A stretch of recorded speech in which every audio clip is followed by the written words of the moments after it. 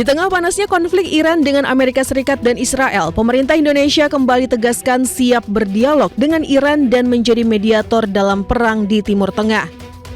Menteri Luar Negeri Indonesia Sugiono menelpon Menlu Iran untuk fasilitasi mediasi. Kita juga menekankan kembali pentingnya untuk kembali ke meja perundingan dan juga yang pasti kami menyampaikan lagi keinginan dari Bapak Presiden untuk menjadi mediator dalam upaya mendinginkan dan menurunkan eskalasi di wilayah tersebut.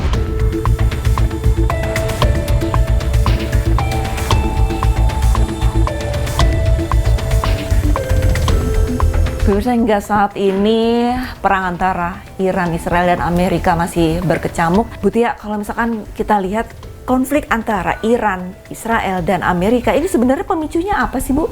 Sebetulnya kan ini gara-garanya adalah pertemuan antara Amerika Serikat dengan Iran untuk membahas nuklir deal begitu ya. Karena Amerika Serikat kan melihat bahwa Iran itu memproduksi uranium hingga 60% dan itu akan bisa menyebabkan terbentuknya senjata nuklir begitu. Permasalahan uranium yang memang Iran tidak mau mundur begitu dan mereka menyatakan bahwa tidak sama sekali membuat senjata nuklir. Ini pure tentang energi begitu ya.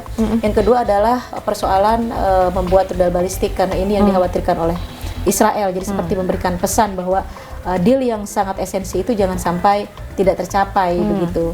Tapi Iran berdalih bahwa pembuatan senjata itu, perakitan senjata itu adalah memang untuk proses self defense ya. Artinya mempertahankan negara jika terjadi sesuatu.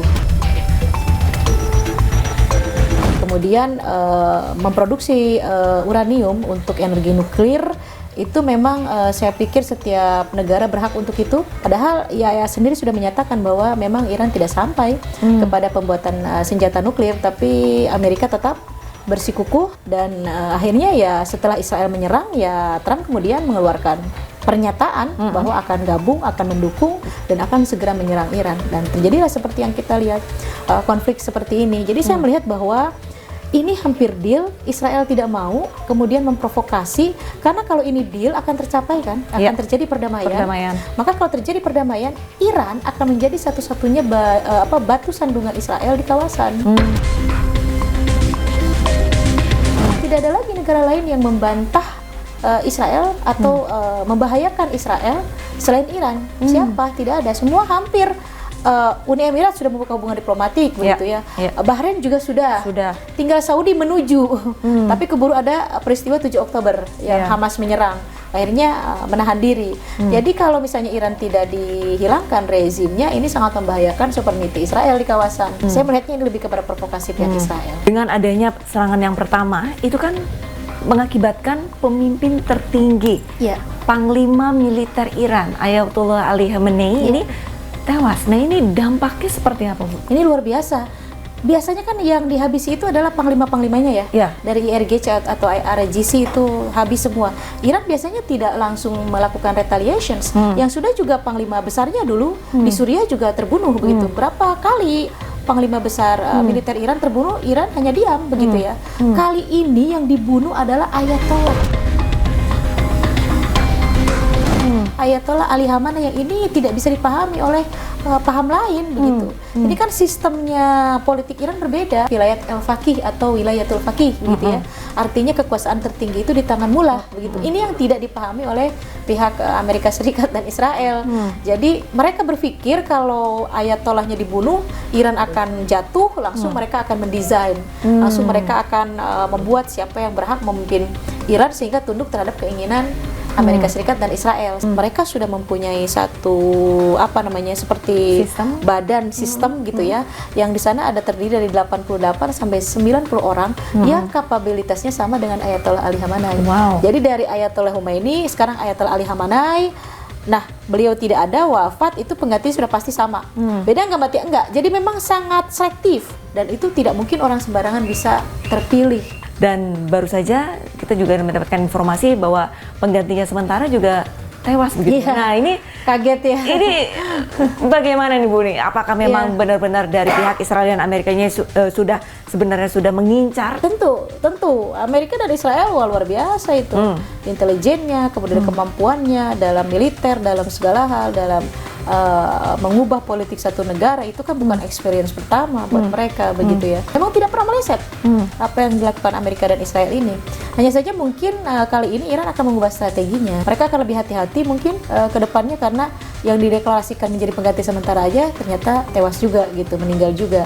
Jadi akhirnya saya melihat ke depan ini akan sangat lebih hati-hati bagaimana nama-nama yang memang qualified untuk melanjutkan Ayatollah Ali Khamenei ini bisa terjaga begitu ya dengan baik. Sebegitu kekehnya Israel ini ingin meruntuhkan rezim Iran. Sebenarnya apa yang terjadi jika rezim Ayatollah Ali Khamenei ini benar-benar berhasil diruntuhkan?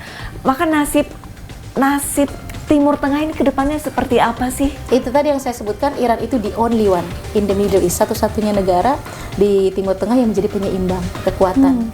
Kalau itu tidak ada ya habis, berarti Timur Tengah sudah dikuasai semua oleh Amerika Serikat.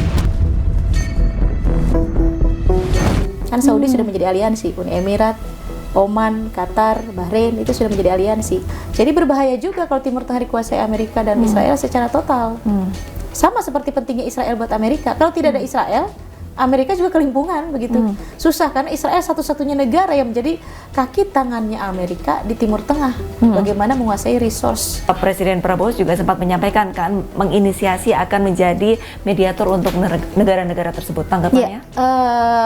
Saya cukup kaget ya. Karena statement itu dikeluarkan beliau 1 hari kalau tidak salah. Yes. 1 hari setelah penyerangan pertama langsung keluar statement. What? Ini nggak salah. Itu saya pikir para diplomat, kemudian para scholar HI semuanya kaget begitu ya. Dan di medsos ramai sekali. Posisinya Indonesia itu satu, kita negara non blok gitu ya. Kedua, persoalan di domestik sendiri kan belum selesai, kita belum lama juga mengalami disaster begitu ya. Banyak hal-hal yang harus dibenahi begitu. Ketiga, kita terlalu masuk jauh dalam konflik kawasan dan itu bukan kawasan kita. Kita juga ada konflik Kamboja dengan Thailand. Saya pikir kalau menjadi mediator di 2 negara dan Indonesia sebagai leader di ASEAN itu is okay. Ini region lain agak terlalu jauh secara teritori, kemudian kita negara non-blok, kemudian posisinya baru 1 hari konflik, mediasinya seperti apa yang ditawarkan kan juga belum jelas begitu ya. Hanya untuk membujuk Iran, apa iya Iran terbujuk walaupun kita secara bilateral bagus.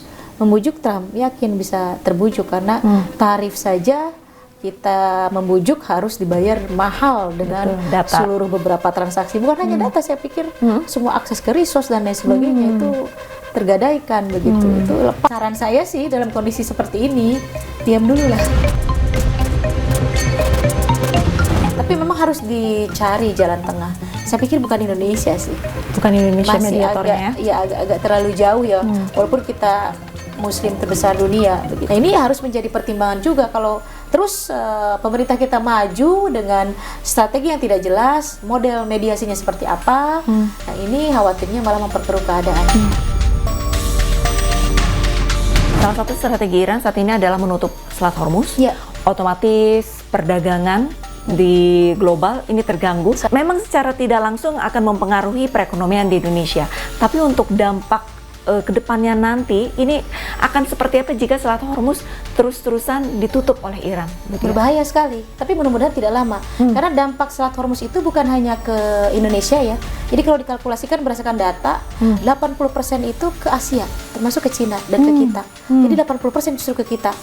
Semua tanker-tanker minyak dari Timur Tengah, itu 80% ke Asia, 20%-nya ke Uni Eropa.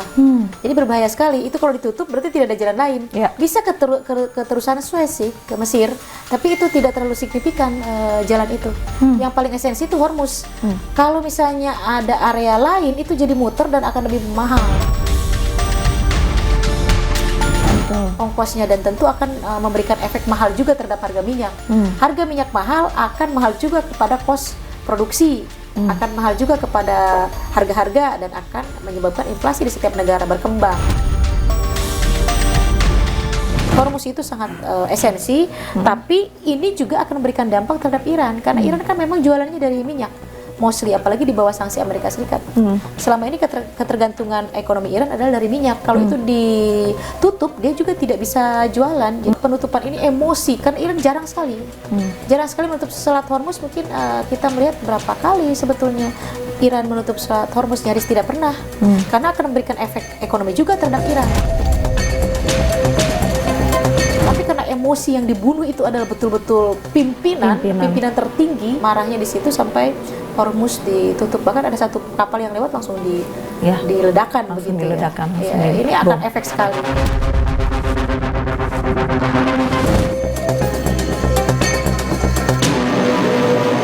Dan di situ sekarang sudah berikan warning kemana titik-titik tertentu untuk WNI apabila nanti persiapan untuk evakuasi.